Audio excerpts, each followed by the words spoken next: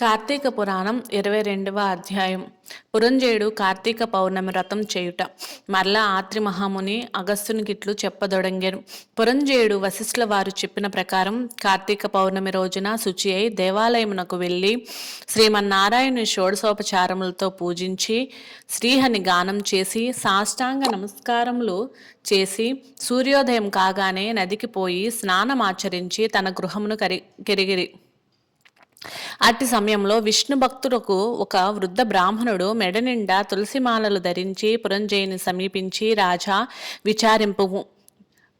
నువ్వు వెంటనే చల్లాచెదురై ఉన్న నీ సైన్యంను కూడదీసుకొని యుద్ధ సన్నిధుడై శత్రు రాజ్యములతో పోరు సల్పుము. నీ రాజ్యం నీకు దక్కును అని దీవించి అదృశ్యుడయ్యను. ఇతడెవరో మహానుభావుని వలె ఉన్నారు అని ఆ వృద్ధిని మాటలు నమ్మి యుద్ధ సన్నిధుడై శత్రురాజ్యములతో ఘోరంగా పోరాడాను. దెబ్బతిని క్రోధముతోనున్న పురంజేయుని సైన్యం దానికి శత్రురాజుల సైన్యములు నిలవలేకపోయినవి. అదీనుగాక శ్రీమన్నారాయణుడు పురంజేయుని విజయానికి అన్ని విధాలా సహాయపడెను.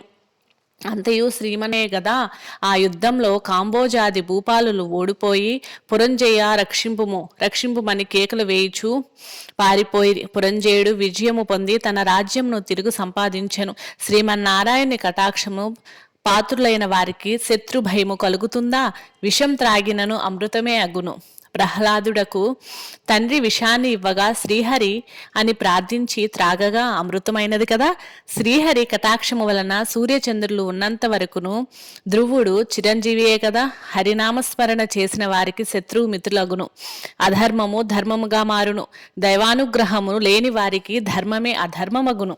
త్రాడు పామే కరుచును. కార్తీక మాసమంతయు నదీ స్నానమరించి దేవాలయంలో జ్యోతిని వెలిగించి దీపారాధన చేసినచో సర్వ విపత్తులను పటాపంచులగును. అన్ని సౌఖ్యములు సమకూరును. విష్ణు భక్తి కలిగి శ్రద్ధతో ఆ వ్రతం ఆచరించుచు వారికి ఏ జాతి వారైనా పుణ్యం సమానమే. బ్రాహ్మణ జన్మమెత్తి సకల శాస్త్రములు చదివి కూడా విష్ణు భక్తి శూన్యమైనచో శూద్ర కులముతో సమానమగును. వేదాధ్యాయన మొనరించి దైవభక్తి కలవాడై కార్తీక వ్రతానుష్ఠాన తత్పరుడైన వైష్ణవోత్తముని హృదయ పద్మమును భగవంతుడుండును. సంసార సాగరము ఉత్తరించుటకు దైవభక్తియే సాధనము. జాతి భేదముతో నిమిత్తం లేదు. విష్ణు భక్తి ప్రభావము వర్ణనాతీతం. వ్యాసుడు, అంబీరిషుడు, సౌనకాది మహారుషులు మరెందరో రాజాదిరాజులు కూడా విష్ణు భక్తిదే ముక్తి నొందిదిరి.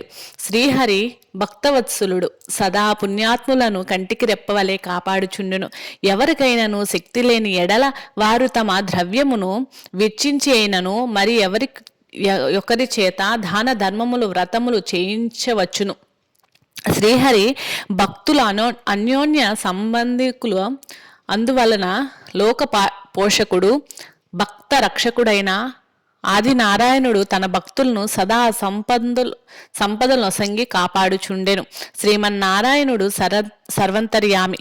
1000 సూర్య భగవానుల తేజస్సు గలవాడు. నిరాకారుడు, నిర్వికల్పుడు, నిత్యానందుడు, నీరజాక్షుడు. 14 లోకములను తన కుక్షి ఉంచుకొని కాపాడుకొని ఆదినారాయణుడు.